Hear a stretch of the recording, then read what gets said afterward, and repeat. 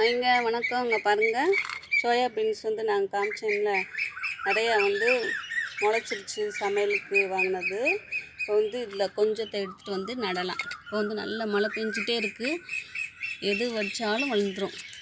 அதனால் நம்ம எது மேலே எது கீழேன்னு பார்க்கவே தேவையில்லை. இங்கே பாருங்கள், இப்படியே வச்சுட்டு மண் போட்டால் போதும். இது கீழே வேர் இறங்கிக்கும், மேலே நமக்கு வந்து செடி வளர்ந்துடும். இவ்வளோதாங்க.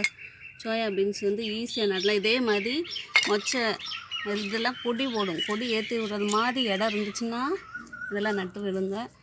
இல்லைனாக்கும் சின்னதாக குச்சியை பக்கத்துலேயே ஊனி வச்சிட்டிங்கன்னா அதே தொட்டியில் இந்த செடி அதுக்கு மட்டும் வரும்.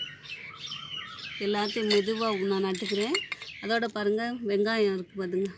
இது ஊனி வச்சுன்னா ஒரு வாரத்தில் நிறைய கிளைகள் வரும். அதை திரும்ப நம்ம பறித்து நம்ம ஃபுல்லாக நட்டு விட்டோம்னாக்கா வெங்காயத்தாள் கிடைக்கும் நமக்கு வீட்டுக்கு.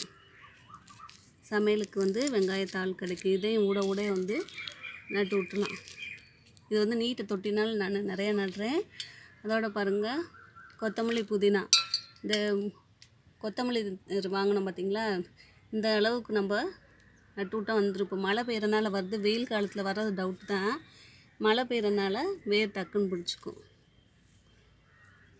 அப்படி வெயில் காலத்தில் நடலாம், ஆனால் வந்து ரொம்ப வெயில் படாத இடத்துல 2-3 நாளைக்கு வச்சுட்டா போதும்.